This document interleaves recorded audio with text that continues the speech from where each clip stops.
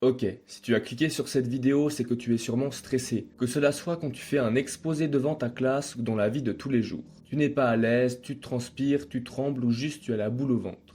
Déjà, permets-moi de te rappeler qu'il est normal de stresser, mais aujourd'hui dans cette vidéo, je vais t'expliquer en 5 minutes comment gérer ton stress. Et non, tu ne vas pas plus jamais stresser après cette vidéo, désolé.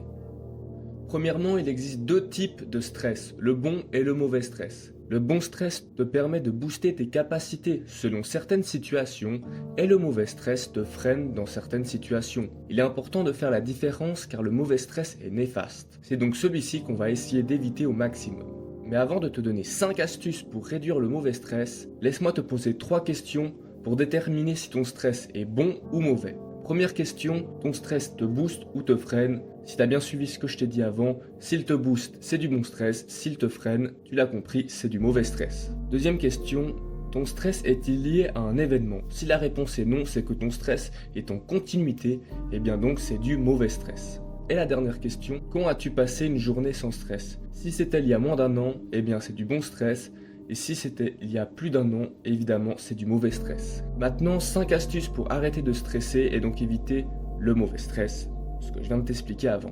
Les astuces vont de la moins efficace à la plus efficace, selon moi, et à la fin, il y aura un petit bonus pour savoir comment faire une prise de parole sans stresser, que ça soit un exposé ou bien un discours. Première astuce pour arrêter de stresser, c'est de prendre soin de soi-même. Je sais ça peut faire bizarre, mais suis juste les conseils que je vais débiter maintenant, et tout ira mieux. Premièrement, il faut avoir des relations saines, dormir 7 heures grand minimum, boire beaucoup d'eau, faire 2-3 fois du sport par semaine, dormir à des heures régulières et bouger dans la journée, soit faire 10 000 pas. J'ai débité, mais si tu veux, tu peux prendre un screenshot maintenant de l'écran, je t'ai affiché ça en plus détaillé.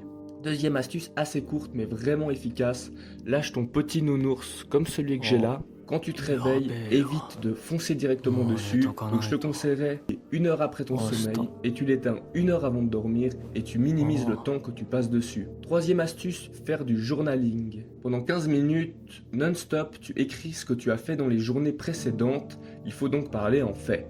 Ensuite, tu vas analyser les émotions que tu ressentais lorsque tu écrivais certaines choses.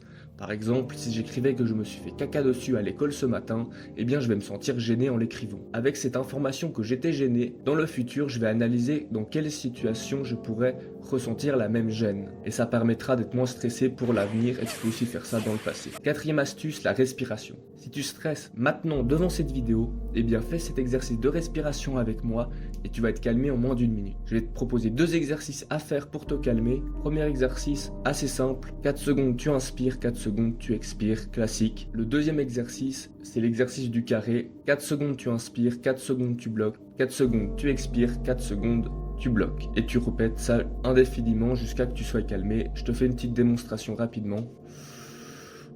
Tu bloques. Tu bloques. Et tu fais ça une petite minute, ça dépend si tu es vraiment stressé ou pas. Respirer d'une certaine manière permet de faire disparaître le stress à peine en quelques minutes. Et la dernière astuce, elle n'a pas vraiment de nom, mais il me semble qu'elle s'appelle le second souffle. Consiste à respirer au maximum une fois et à nouveau respirer. Donc par exemple, je respire au maximum. Et là de nouveau je respire par-dessus. Et j'expire gentiment. Ça va permettre de te calmer et ça va faire disparaître le stress en même pas 1 minute. Et le petit bonus maintenant, plus généralement, comment éviter le stress? Eh bien pour ça, il faut avoir une bonne organisation et une bonne gestion de temps. Si tu oublies de fermer à clé ton appartement assez régulièrement, tu vas commencer à stresser. Donc gère ton temps pour ne pas être en retard, organise-toi pour ne rien oublier et de ne pas subir de situations stressantes. Et finalement, la technique pour passer des prises de parole assez facilement, eh bien, il n'y en a pas en fait. C'est juste qu'avant chaque prise de parole, il faut que tu te crées un rituel pour habituer ton cerveau à la situation qui va être difficile. Par exemple, les basketteurs qui tirent leur lancer franc, avant de tirer, font un rituel, que ce soit de rebondir la balle par terre ou juste de respirer calmement. Cela leur permet de reproduire un tir parfait, et bien la prise de parole, c'est pareil. Crée-toi un rituel comme craquer tes doigts ou t'étirer, comme ça ton cerveau se mettra en marche, attention, prise de parole, et se concentrera plus sur la situation stressante. Et normalement, avec cette technique, tu pourras moins stresser lors de tes prises de parole. Évidemment, il faut entraîner. J'espère que cette vidéo t'a été utile, c'est déjà la fin, j'ai essayé de synthétiser le maximum d'informations dans une petite vidéo, et si malgré mes conseils tu restes stressé, et bah va voir un spécialiste car on n'oublie pas que la santé, car on n'oublie pas que la santé mentale c'est super important. Je te fais des bisous, salut!